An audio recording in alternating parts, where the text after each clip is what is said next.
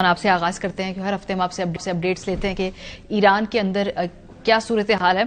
बहुत सारे जो दावे हैं अमरीकी मीडिया के, उसमें से तो एक वो कहते हैं जी कि सारी एयरफोर्स तबाह कर दी है, ये बल्कि ट्रंप की अपनी जो कैबिनेट है वो बात कर रही है, सारी नेवी तबाह कर दी है, सारे उन्होंने अपने जो स्ट्रेटेजिक अहदाफ हैं वो हासिल कर लिए हैं और वो जीत के बहुत करीब हैं।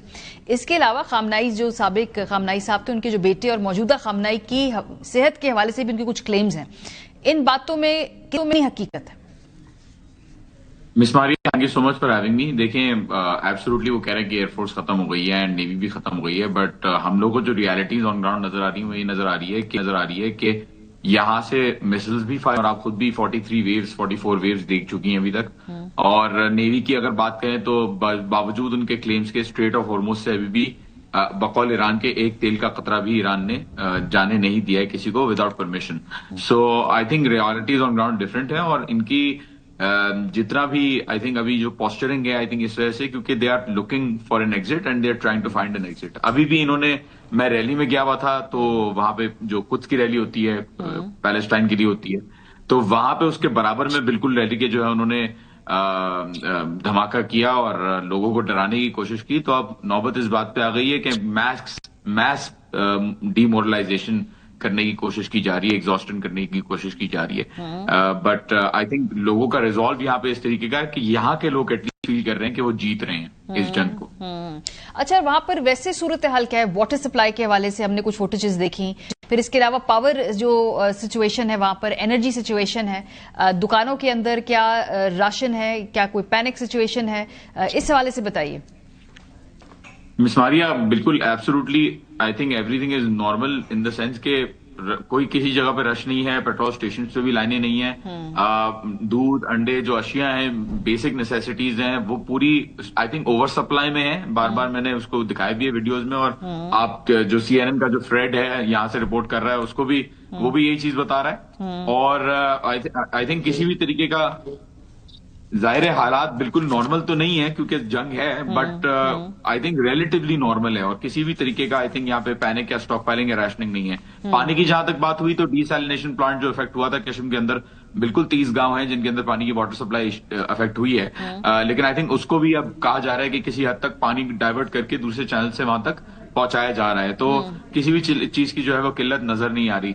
तेल पे जब हिट हुआ था तो आई थिंक कुछ घंटों के लिए थोड़े से लीटर्स जो है वो मखसूस मिले थे, 8 घंटे के लिए 6 घंटे के लिए कम मिला था पेट्रोल, लेकिन फिर वो दोबारा रीसप्लाई जो है उसकी शुरू हो गई थी प्रॉपर्ली। ठीक है, और अस्पतालों के ऊपर बोझ है, क्योंकि वहां पे मुझे ये बताइएगा कि जो तबाही की क्लेम्स हैं जरा उसमें बताएं क्या हकीकत है, क्या फसाना है, क्या बहुत बड़ी तादाद में जख्मी हैं, जो वहां पर शहादतों की और हलाकतों के हवाले से डिफरेंट नंबर्स आ रहे हैं, उसमें क्या आपके पास इस वक्त गवर्नमेंट की तरफ से अप्रूव्ड नंबर्स हैं जो आप क्लेम कर सकते हैं कि जी ये हुकूमत की जानिब से बताया गया है? और अस्पतालों के अंदर कैपेसिटी है क्या? वहां पे कोई क्राइसिस तो नहीं है?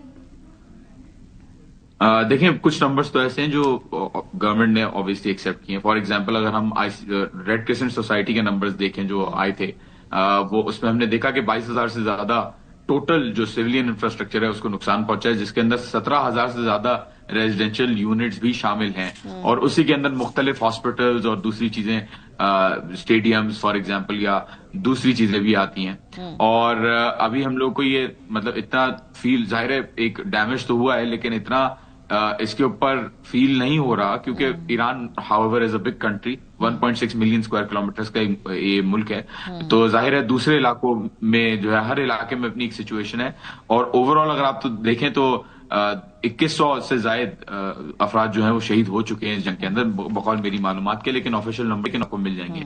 And Iran is not hiding its own, मतलब ईरान छुपा नहीं रहा, वेरीफाई करके जो जो नंबर्स अपलोड होते हैं वो बताता रहता है। तो इतना ज्यादा बर्डन नहीं नजर आ रहा क्योंकि ईरान का प्राइमरी जो क्रिटिकल इंफ्रास्ट्रक्चर है वो ऑल्दो डैमेज हुआ है लेकिन अभी भी इंटैक्ट है। और आज मैं देखा कि अली लारंजानी और ये तमाम लोग जो मेन स्ट्रीम क़यादत थी हमें नजर आई है तेहरान की सड़कों के ऊपर, तो उससे क्या मोराल को फर्क पड़ता है, खास तौर पे क्योंकि अमेरिका के क्लेम्स कुछ और हैं, वो तो बार बार बता रहे हैं कि जैसे इस वक्त खामेनेई साहब जो हैं उनकी तबीयत भी ठीक नहीं है, उस हवाले से भी उनके कुछ क्लेम्स हैं। जी बिल्कुल, आई थिंक अच्छा सवाल किया, आई थिंक ये रह गया था पीछे भी। देखें, यूएस ने जो क्लेम किया और इजराइल ने जो क्लेम किया, बिल्कुल मतलब उसमें है कि जब शुरू में अटैक हुआ था आयतुल्लाह खामनेई के ऊपर, तो तब आयतुल्ला मुश्तबा खामनाई भी इसके अंदर जख्मी हुए थे और उन्होंने उनका जो इलेक्शन हुआ है वो उनके बगैर हुआ है। बेसिकली वो नहीं थे खबरगान की जितनी भी डिलिब्रेशंस थी। एंड आई थिंक कि इस जिद में जो है उनको लगाया खबरगान ने कि कुछ मेंबर्स ने शायद नहीं भी हो, लेकिन कुछ लोगों ने तो जिद में कबूल किया एटलीस्ट उनको, क्योंकि यूनाइटेड स्टेट्स ने कहा था कि इनको नहीं आना चाहिए और सबको पता था by the way miss Maria, मैं भी कहता हुआ आ रहा था शो के अंदर कि लाइकली यही है कि ये बने, तो उनको कहा जा रहा था कि वो नहीं आने चाहिए और उनको ले आए। तो आई थिंक ये एक सॉर्ट ऑफ चैलेंज है, स्ट्रेट चैलेंज है। और बहुत सारी बातें जो जायदाद की बातें अभी फैलाई जाएंगी उनके बारे में कि उनकी जायदाद है यूके के अंदर, यूरोप के अंदर। सवाल ये होता है कि उनको वीजा आज तक ऐसे बंदे को मिल सकता है जाने का वहां एंजॉय करने के लिए?